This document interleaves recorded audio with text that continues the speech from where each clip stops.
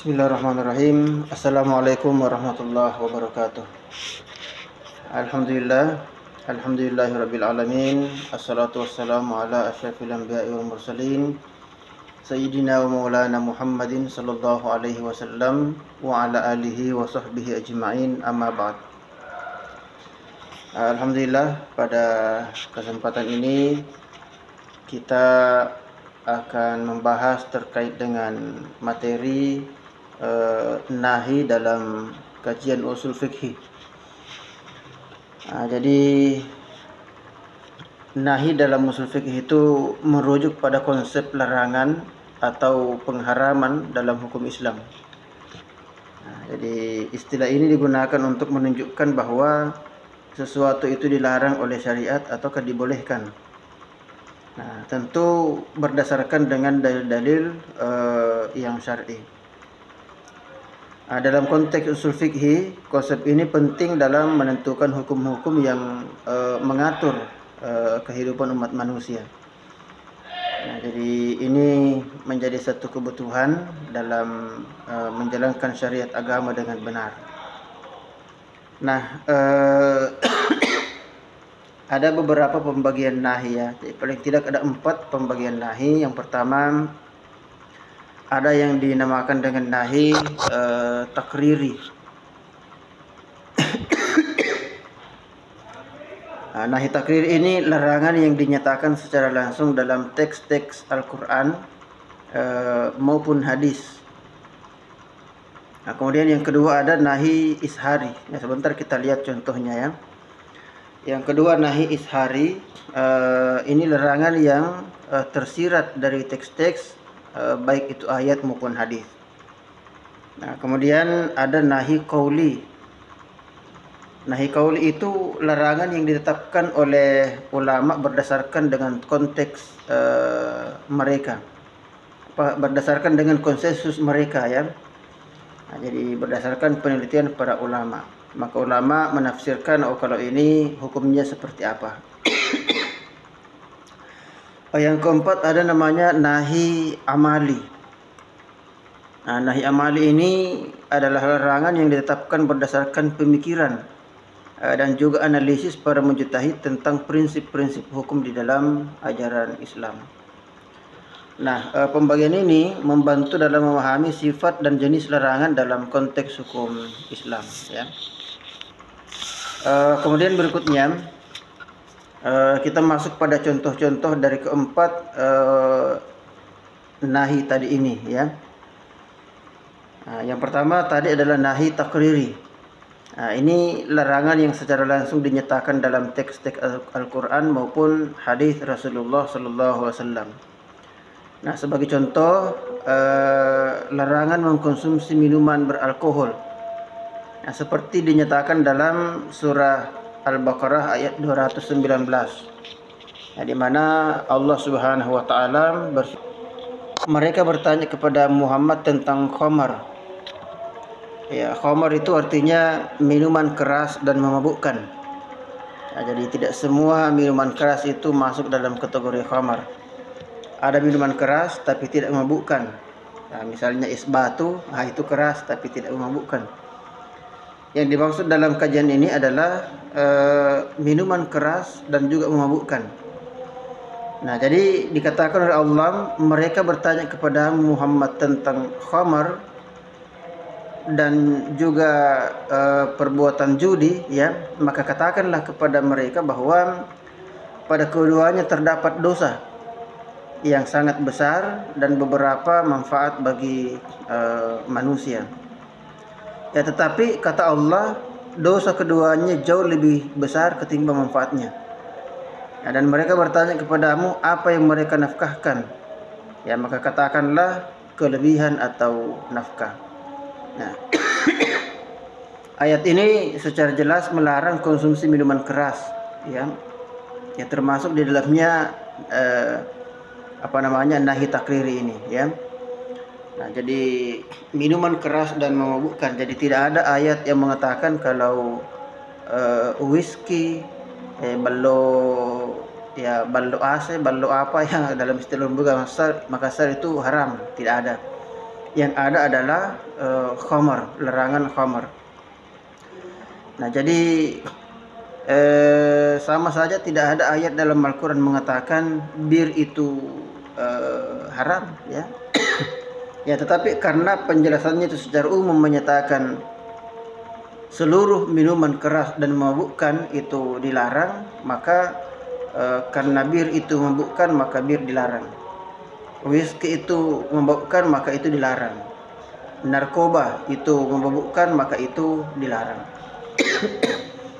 Nah, jadi kajiannya seperti itu, ya. Kemudian yang kedua ada namanya nahi ishari, ya. Nahi ishari ini contohnya larangan yang tersirat dari teks-teks hukum Islam yang memerlukan interpretasi atau penafsiran lebih lanjut. Nah, jadi dalam Al-Quran dan hadis itu tidak boleh kita fahami secara tekstual, tetapi konteksnya seperti apa. Nah, salah satu contoh adalah larangan bagi seorang muslim untuk menipu atau berdusta, ya. Meskipun tidak secara eksplisit disebutkan dalam Al-Quran atau hadis, namun konsep kejujuran, keadilan dan integritas ini sudah cukup menunjukkan kalau berdusta itu dilarang. Ya, karena ada perintah untuk memiliki integritas dan juga jujur. Ya, jadi dalam berbagai ayat dan hadis memberikan implikasi bahwa perilaku menipu atau berbohong tidaklah sesuai dengan ajaran Islam. Nah, jadi itu seperti itu, ya. Nah, contohnya wala talbisul haqqo bil batil wa taktumul haqqan, ya, wa antum ta'lamun. Nah, jadi janganlah kamu campur adukkan yang benar dengan yang batil, dan jangan kamu sembunyikan yang benar itu sedangkan kamu mengetahui. Ayat ini mengajarkan tentang pentingnya untuk mengungkapkan kebenaran dan tidak menyembunyikan fakta yang ada, ya, fakta yang sebenarnya. Nah, jadi di sini terdapat larangan terhadap perilaku menipu dan berdusta.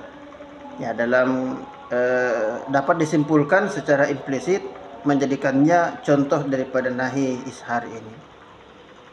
Nah, jadi itu yang dimaksud. Kemudian ada yang ketiga nahi qauli, ya. Nahi qauli ini larangan yang ditetapkan oleh para ulama berdasarkan konsensus mereka, ya. Nah, salah satu contohnya adalah larangan untuk menikahi ibu kandung. Nah, sebagaimana telah disepakati oleh para ulama dari berbagai mazhab dan imam. Nah, larangan ini tidak secara langsung disebutkan dalam Al-Quran atau hadis, tetapi telah diakui oleh ulama-ulama sebagai larangan yang jelas berdasarkan prinsip-prinsip ajaran agama Islam, ya, dan nilai-nilai moral yang mendasarinya. Nah, oleh karena itu konsensus ulama mengenai larangan menjadikan ibu kandung sebagai istri itu menjadi sesuatu yang bagian dari contoh nahi qauli ini, ya. Jadi itu yang ketiga. Yang keempat, yang terakhir ada namanya nahi amali. Nah, nahi amali ini larangan yang ditetapkan berdasarkan pemikiran dan analisis para mujtahid, ya, tentang prinsip-prinsip hukum Islam. Satu contoh diantaranya adalah larangan penggunaan riba dalam transaksi keuangan. Ya, meskipun Al-Quran dan hadis itu menyatakan larangan terhadap riba, namun definisi riba dan implementasinya dalam konteks modern itu perlu dianalisis kembali. Ya, karena riba jelas ada ayatnya dilarang, tetapi apa itu riba itu lagi yang kabur sekarang, ya. Nah, sehingga banyak kelompok yang menafsirkan tentang riba itu dalam perspektif mereka sendiri. Nah, sehingga kalau kita mencari rujukan terkait dengan itu banyak sekali berbeda-beda. Nah, misalnya taruhlah berbicara tentang bunga ban, ya, ada yang mengatakan bunga ban itu halal, ada yang mengatakan haram karena menganggap itu termasuk riba. Ya, tetapi perlu kita fahami bahwa di Mesir itu ada namanya Darul Iftah ya. Nah, Darul Iftah di Mesir itu pada tahun 80-an itu berfatwa tentang haramnya ban konvensional. Ya, tetapi di penghujung tahun 90-an ulama Darul Iftah di Mesir itu kembali bersidang untuk meninjau kembali ya terkait dengan prinsip-prinsip yang terdapat di dalam pelaksanaan pengelolaan ban konvensional itu. Dan hasilnya ternyata menyatakan bahwa ternyata selama ini ada kekeliruan dalam memahami itu, sehingga ulama Mesir sekarang itu melalui Darul Iftah itu menyepakati bahwa bunga ban itu bukan riba. Ya, coba bayangkan sejak tahun 1981 mengharamkan sampai 99 itu bersidang kembali dan itu menghalalkan. Jadi hampir 20 tahun lamanya ya mereka menganggap bunga ban itu haram termasuk riba, tapi kemudian dalam praktek-praktek berikutnya itu dinyatakan halal. Cuma di Indonesia ini ada hal yang lucu ya sebetulnya, karena ketika ulama Darul Iftah mengatakan itu halal, ulama Mesir mengatakan itu halal, pendapat dari para ulama Mesir pada tahun 81 itu baru sampai di Indonesia. Ya, baru sampai Indonesia dengan mengharamkan riba itu. Jadi sekarang banyak kelompok kajian yang kemudian ikut-ikutan mengharamkan bunga ban. Ya, bahkan ada orang yang bekerja karena gajinya itu berafiliasi dengan ban, maka dia berhenti dari pekerjaannya karena khawatir makan riba. Ya, padahal ilmu tentang riba yang mereka pahami itu adalah ilmu lama sebetulnya. Ilmu yang sudah kadaluarsa, yang ditetapkan sejak tahun 1981 oleh Darul Iftah di Mesir. Nah, dan sekali lagi sekarang tidak lagi seperti itu ya. Di Mesir itu sudah dihalalkan itu. Nah, ini saya kira yang menjadi contoh-contoh dari kajian tentang nahi dalam usul fikih itu ya.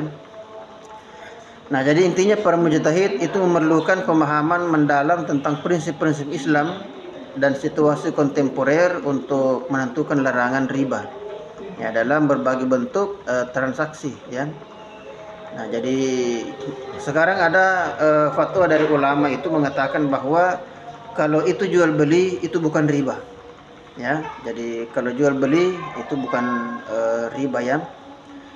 Nah, sehingga tentu ada pergeseran pemahaman terkait dengan pengertian riba itu. Nah, jadi tapi saya kira ini tergantung lagi karena banyak kelompok ya, banyak faham dalam Islam. Nah, cuman itu yang perlu saya sampaikan terkait dengan kondisi yang terjadi tadi itu di Mesir ya. Jadi ketika mereka bermufakat ban itu bukan riba, di Indonesia baru sampai buku-buku yang dulu mengharamkan riba itu di Mesir. Nah, jadi sekarang kalau orang mengatakan riba itu haram di Indonesia, rujukannya mengatakan menurut ulama Mesir. Itu tidak salah sebetulnya, tetapi menurut ulama Mesir pada tahun 1981. Nah, itu ya. Nah, ini saya kira cukup di sini kajian singkat yang kita bisa sampaikan terkait dengan nahi ini. Nah, selanjutnya bisa saudara-saudara sekalian mengajukan pertanyaan dalam bentuk video singkat, kemudian dikirimkan ke grup mata kuliah kita. Nah, segala demikian ya. Wallahul muwaffiq ila aqwamit thariq. Wassalamualaikum warahmatullahi wabarakatuh.